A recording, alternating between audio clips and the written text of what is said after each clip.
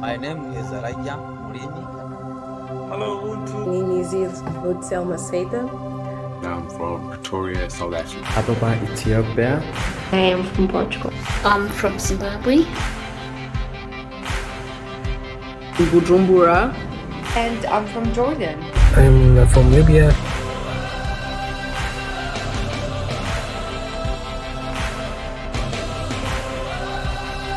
From Albania. I'm from Nigeria. Malaysia. Armenia.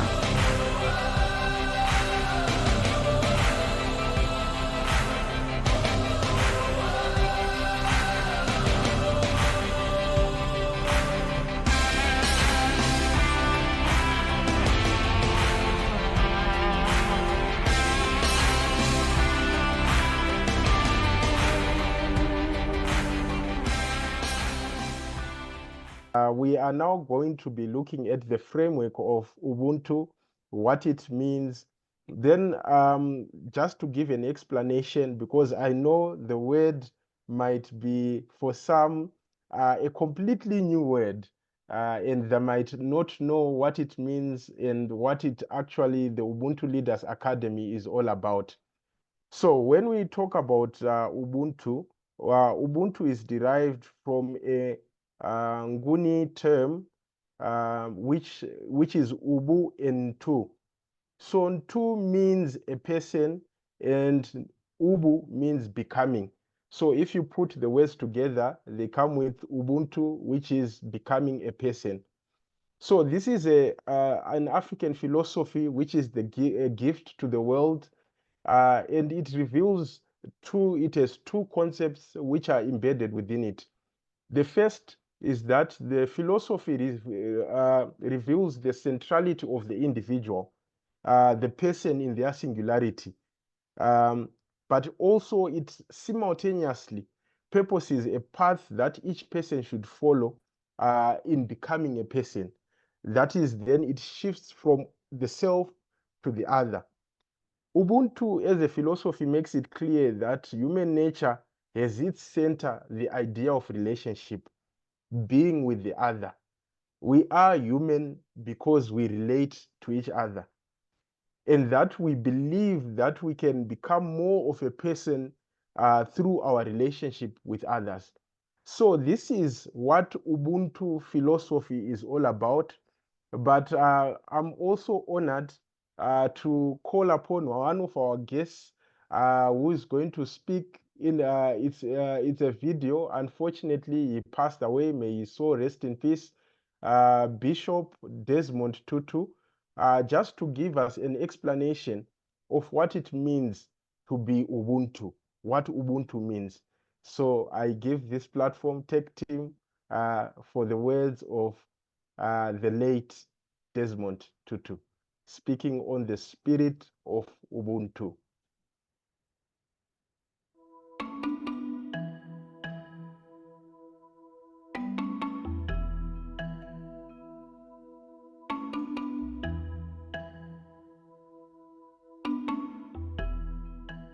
The profound truth is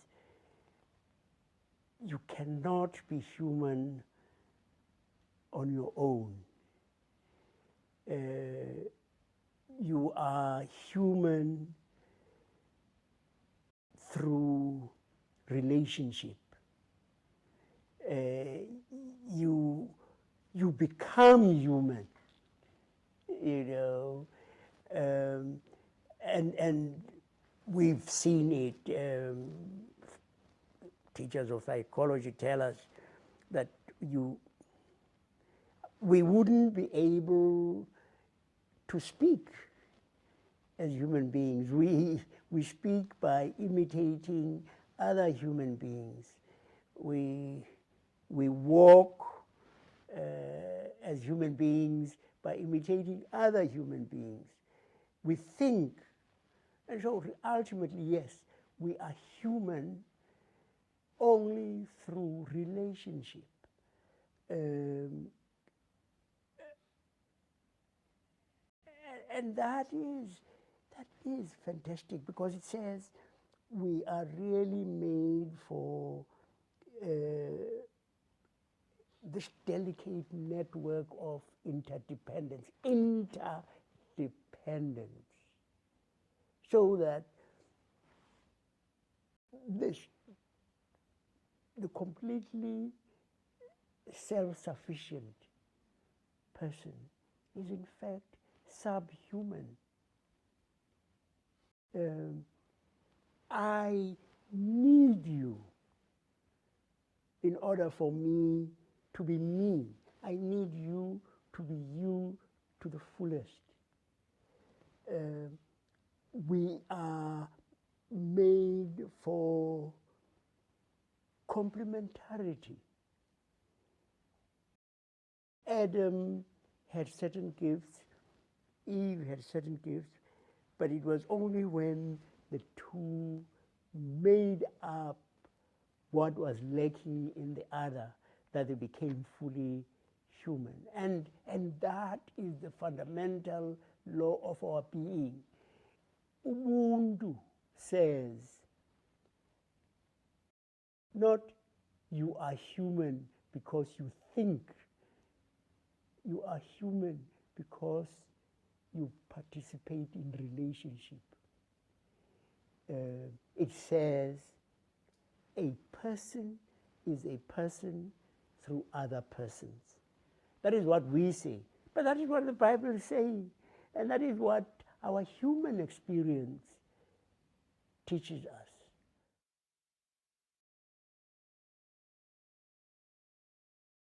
Profound words from Archbishop Desmond Tutu. So maybe some might be wondering, who is this gentleman who is late now, but who has just spoken so eloquently on the context of Ubuntu? So allow me just to share who Desmond Tutu was and why he was very important. So Desmond Tutu was a South African Anglican cleric, and he also received a Nobel Prize for Peace for his role in the opposition to apartheid in South Africa. Unfortunately, he passed away in 2021, but among so many things that he did, he left this wonderful video that we just watched, which speaks about human uniqueness and the African spirit of Ubuntu.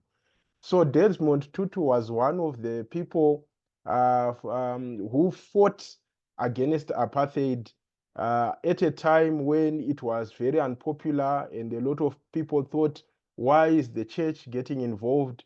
But he raised his voice for against apartheid, and he was quite a leader in the struggle, not only on apartheid, but on other social issues that he continued to raise until his time of death. May his soul rest in peace. So that was Desmond Tutu. He spoke of the idea of relationship, that Ubuntu is about relationship. He spoke about we become a person through relationship. And he says, you know, a person who can't relate with others, there's something wrong, because we need each other. We were meant to complement each other. And that is what the spirit of Ubuntu is about. So this brings a close to this section.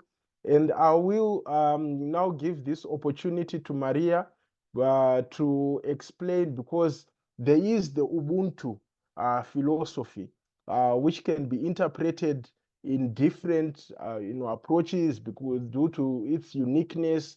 But there's also the Ubuntu methodology, something which has been perfected by the Ubuntu Leaders Academy, some few thematic areas that really crystallize or distill this philosophy of Ubuntu into actionable steps. And this is what Maria is going to be presenting, which is the Ubuntu Leaders Academy methodology. So over to you, Maria, for the presentation of the Ubuntu methodology. Thank you, Moses. I will invite we all to embark in a journey between Africa, between South Africa and Portugal, because it's just curious that the the local birth of humanity was Africa. And now we are receiving the Ubuntu philosophy also from South Africa as a reminder that we all share this common humanity that sometimes we forget. And now we reach to Portugal, where Ubuntu Leaders Academy was founded in 2010, in 2010.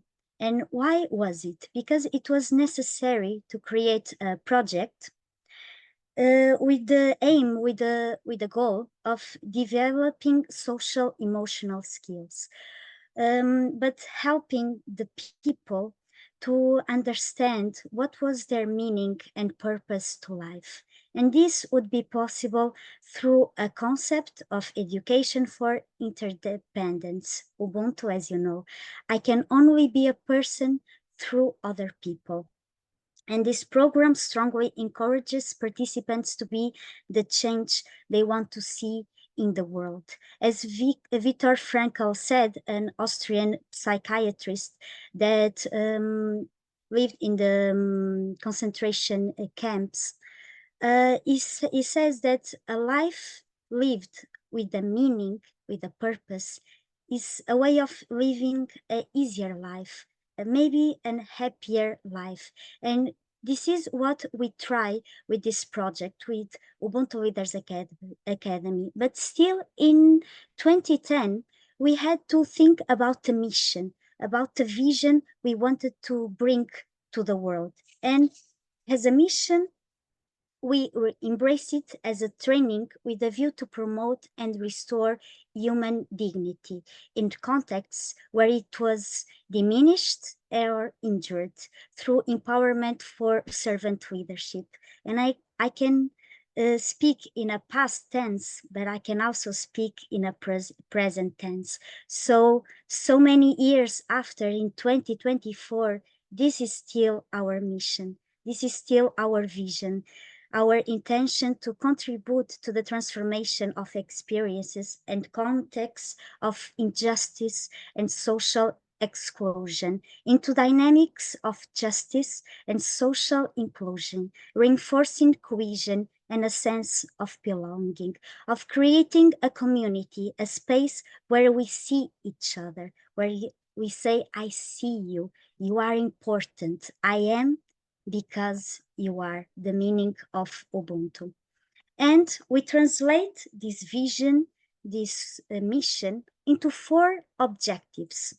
We want to pass these goals to the Ubuntu participants, Ubuntu leaders participants, for them to be for them to be servant leaders and bridge builders, to promote ethics of care, to take care of each other, to transform beliefs, attitudes, and behaviors, to see the other side of the bridge, to think outside of the box, to think not only with the biased ideas that we gain through our life, but to gain some space in our minds to welcome new ideas, and also to promote and restore human dignity. But now, this is the question. How do we transform a philosophy into a methodology? We bring a new translation for the word Ubuntu. We divide Ubuntu in 3 dimensions that we believe are important for us to become leaders, Ubuntu leaders. So the first dimension of Ubuntu is ethics of care. The essence of Ubuntu is in care, attention, relationship, interdependence, and looking after myself, looking after each other, and looking after the planet. And this ethics of care can be also divided in these 3 dimensions. Looking at myself first, so I can be in a good position, in my best self, to look out of another person, and then together we can look and take care of the world. Like when we are in an airplane and we are listening to the security instructions, What about when it happens, a damage on the airplane? Let's hope it never happens, but they instruct ourselves that if the oxygen masks comes, we should put first in ourselves and then in our children, in the other people. So for us to be able to take care of the other people, of the others, we need to take care of ourselves first. And then the second dimension, building bridges. We just need to turn on the TV and see the news that gets to us. We just need to go to social media and see what is happening in our world. Every day we see more walls being constructed, and the walls that are already constructed are getting higher and higher.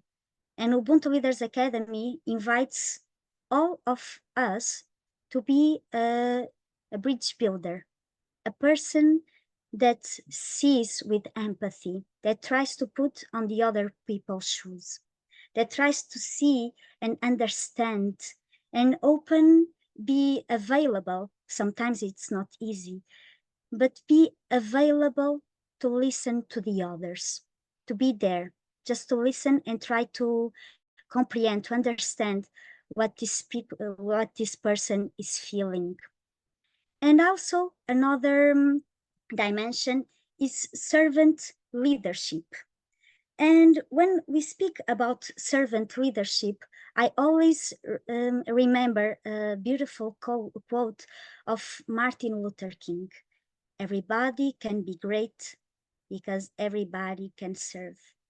We don't need a college degree. It's not required to serve.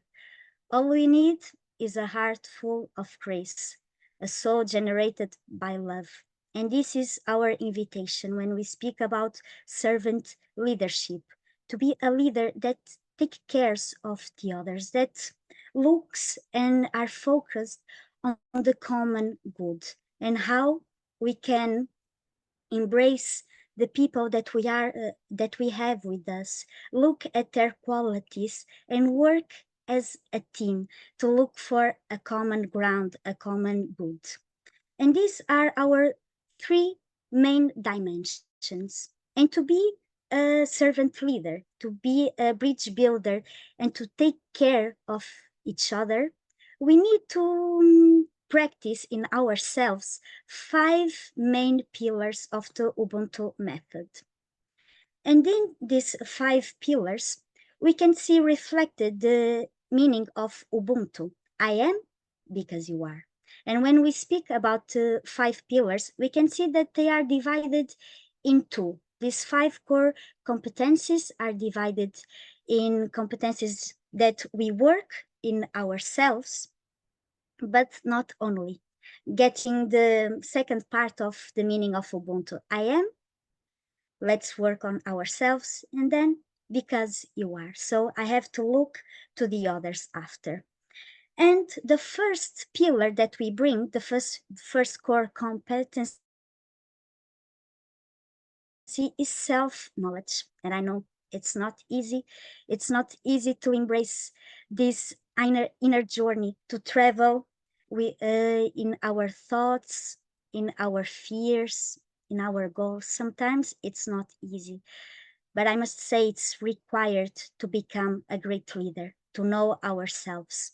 And then after knowing who we are, we have self-confidence. We have this invitation of knowing who we are and trusting we are, believing in our qualities and capacities.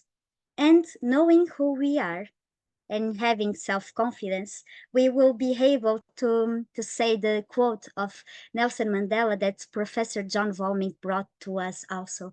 Everything seems impossible until it's done. And now we are ready to embrace the third pillar, that is resilient. I don't give up. I turn my obstacles into opportunities. And it can take a day, it can take a year, 5 years, but I will go through it. And then after working these 3 core competencies in ourselves, we are ready to take a look of the others and look at them with empathy, with a look that tries to see from another point of view. As I said before, being available to listen and to understand. And the last pillar is service. And some weeks ago, I was in Austria doing a Ubuntu Leaders Academy week, and we had the privilege of getting to know a woman, an inspiring woman that dedicated her life to work the common good. And she said that for us to live a happy life, we have to find who we are. We have to understand what we are good at and transform these qualities in a possibility to help the others, to put it into service. And this is what service is all about. We don't have to be magicians. We don't have to make a lot of tricks. We don't have to be engineers. As Martin Luther King said, we don't have to have a college degree. We just have to have a kind soul and be aware of the problems of the world and be in disposition to serve the others. And now, these are the 5 pillars. We always use our hand to show them, but now that we know what Ubuntu philosophy is, the 3 dimensions that we have, the translation of Ubuntu, and then the 5 core competencies to work in ourselves, we have to think how we can take this theory part into practice. And we like to develop this and to work these 5 pillars, the 3 dimensions, into a non-formal education methodology. And what does this mean? It means that we try to make it very participatory, experiential, and to try some relational approaches. It wouldn't be Ubuntu if it was not like this with relation. We try to bring to the table diverse activities and resources, movies, music, maybe dance moments, who know, but activities that will be maybe playful, but will make us learn something and have news about ourselves, but also news of the others, because we will also learn by reference models. We already have here 2 very special leaders, President José Ramos Horta and Professor John Volmink with us. And during the sessions, the seminars, we will have way more, but we will also invite community leaders. We will have guests to inspire ourselves, and also participants taking the stage to speak. Because for us, it's also important, this personal storytelling. For the Ubuntu Leaders Academy, this is a main part of the methodology, because we value personal stories of the participants. We think of them as an inspiration, and it's also a moment to put to work our empathy. And how do we do this? We have 5 seminars, as we will have in the Ubuntu United Nations, but here we will have a special edition. But normally we divide the seminars in 5 different days: reading like Mandela, building bridges, overcoming obstacles, Ubuntu lives, and I have a dream.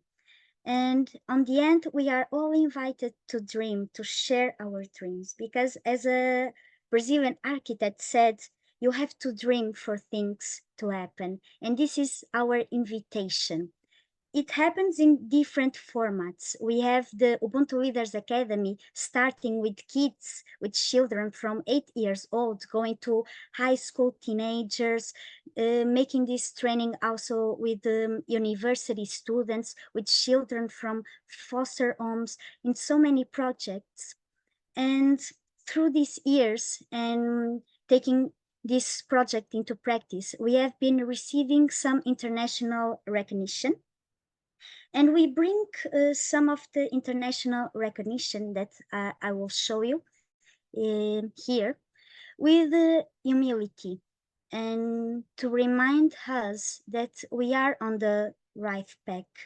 We are on the way of making the change that we want to see in our world, but not only in our world, because as you can notice, the last international recognition comes from Mars.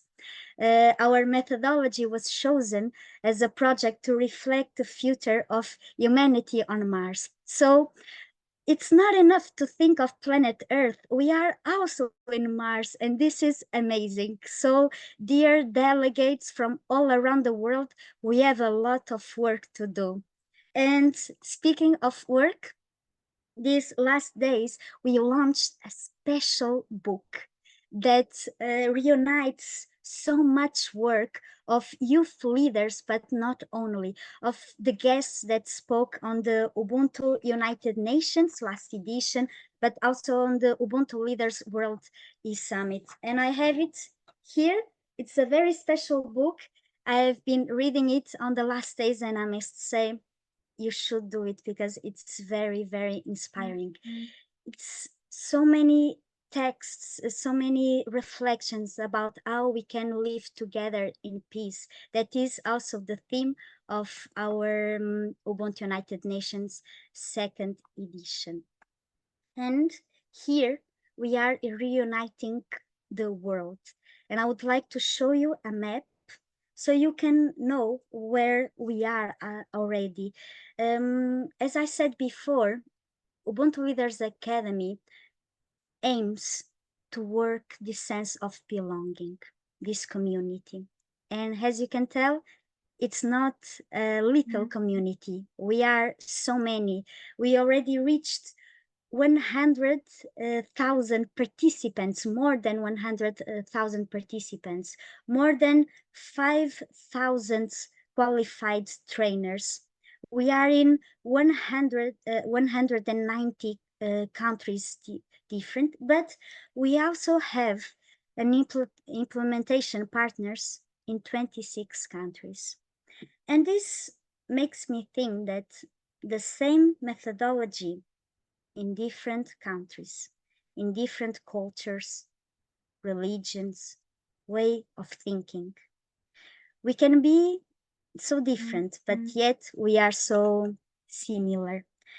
And this shows us that we have more in common that we know that than we think.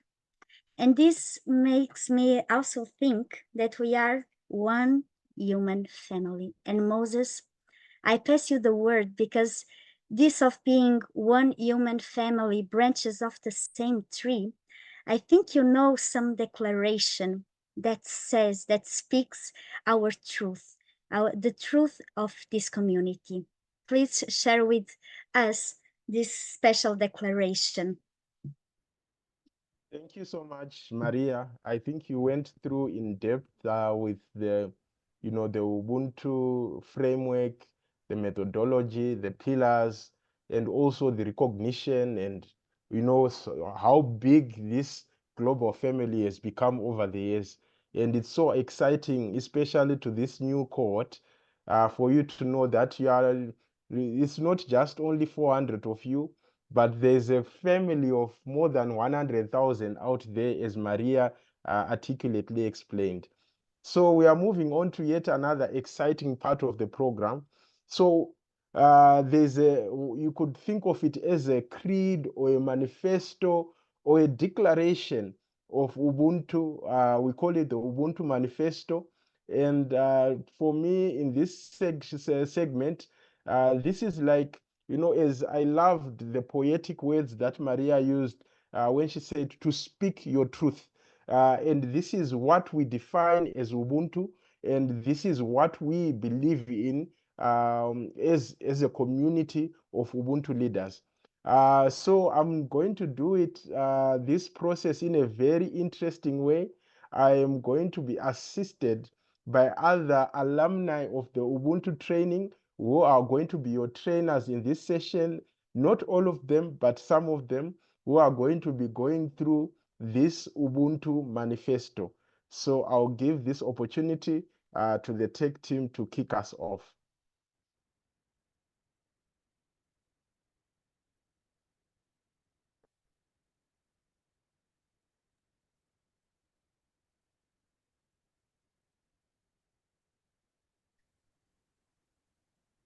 We're branches of the same tree. Mandela had fun with the literal meaning of Western family trees. In his vision, we're all branches of the same big tree. That's Ubuntu. We believe in the fundamental principle of affirming the equal dignity of each person and of all people. This equality is absolute and unconditional, as is the value of life. Under no circumstances can it be taken away from anyone, and whenever it's under attack, it must be rejected without hesitation. But above all, attacking life or wounding the dignity of any person concerns me, it touches me, and therefore we're called to action, to defend life, to promote and restore human dignity. We are branches of the same tree. We recognize human diversity as a gift. We believe that the wealth created by ethnic, cultural, political, or religious diversity is a force that should unite us. But at the same time, we must not forget that we share one same nature transcending our differences. We believe in unity in diversity. We are branches of the same tree. There are poor Portuguese and rich Portuguese, illiterate Portuguese and cultured Portuguese, Portuguese explorers and Portuguese who are exploited, Portuguese who life in America is misery, and Portuguese who can only find dignity in America. There are obtuse Americans and there are understanding Americans, Americans who exploit the Portuguese and Americans who help them. American who hate the Portuguese and American who admire them, stupid American and intelligent American. So do not generalize about what the Portuguese are and what the Americans are. Tell me about Joa and Teresa, Susan and Mary.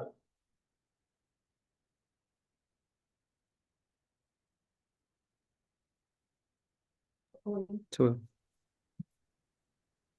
We are aware of the danger of creating lines that separate us, categories that label us, or stereotypes that inhibit us. We avoid categorizing people into a single story based on grouping we have placed them in. We want to be always open to the richness in each human tempo. Don't talk to me about Portuguese or Americans. Tell me about João, Teresa, Susan, and Mary.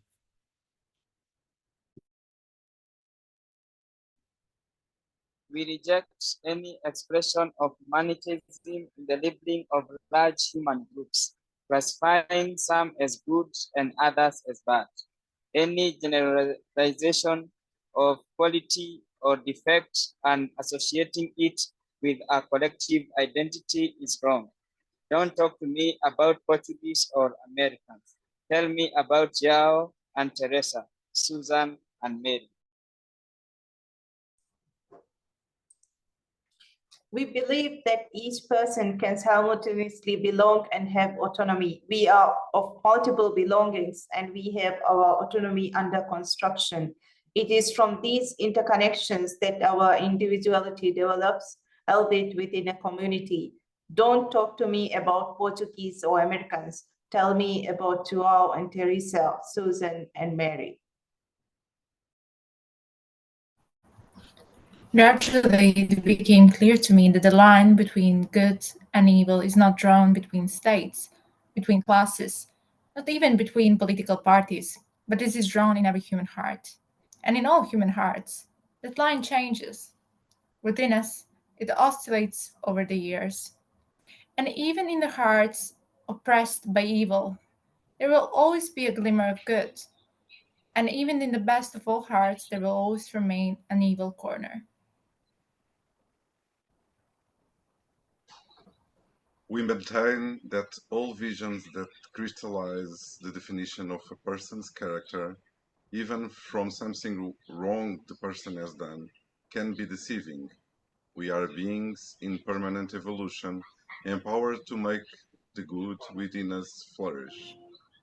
And none of us can eliminate the risk of making mistakes. The line that separates good from evil is drawn in the heart of each one of us. We recognize complexity, and we doubt. We know that very often what seems to be is not, and that rarely there is only just one truth. Therefore, we must delay in judging and even more in condemning. We seek understanding as fully as possible and can never forget that we are all made of light and shadow. The line that separates good from evil is drawn in the heart of each one of us. We do not want to be judged by the color of our skin, but by our character. I have a dream that one day my children will live in a nation where they will not be judged by the color of their skin, but by their character. We maintain that no one can be judged, nor can their rights and duties be minimized or abolished by virtue of belonging to any ethnic, political, religious, or cultural group. No difference can diminish us. We do not want to be judged by our skin color, but by our character. We believe in the principle of equity. We recognize that there are the structure and individual inequality which must be taken into the account to eradicate, creating all the necessary conditions for true and complete equality of opportunity for all. We do not want to be judged by our skin, but by our character.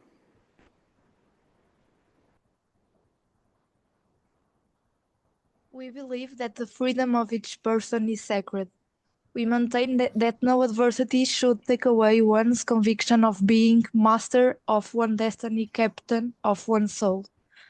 But with that freedom comes responsibility of what we do and what we decide to ignore. We don't want to be judged by our skin color, but by our character. We need to learn to love. No one is born hating people because of the color of their skin, or their past, or their religion. People learn to hate, and if they can learn to hate, they can also learn to love. For loving is a feeling that comes more naturally to the human heart than its opposite.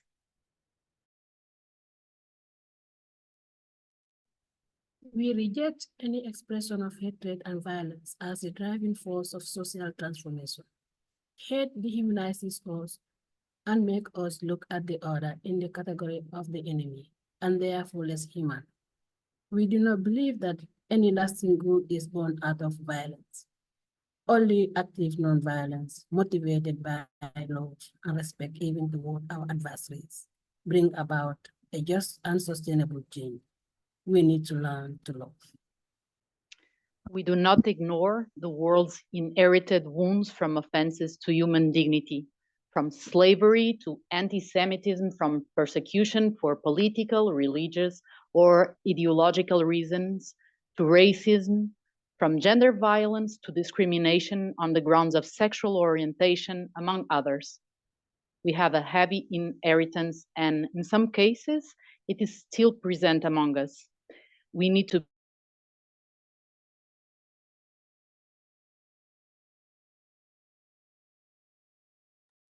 in each person, a brother, a sister, equal in dignity and a partner in building a common future, can we grow in humanity. We need to learn to love. So the date was 18 July 2021, or is it 2020? 2020, where this declaration came to life when we were celebrating Mandela Day.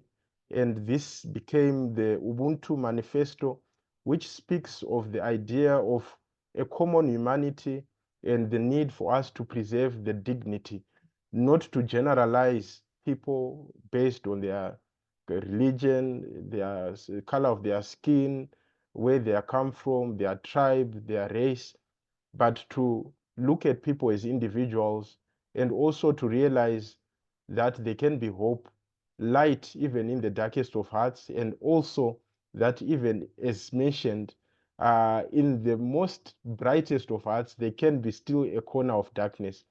So thank you so much to all the leaders that spoke very eloquently to this Ubuntu manifesto. And, you know, these voices that you heard were coming from different parts of the world, from different countries. And this is what makes this platform special, because it brings together people of different religion, races, color, and creed.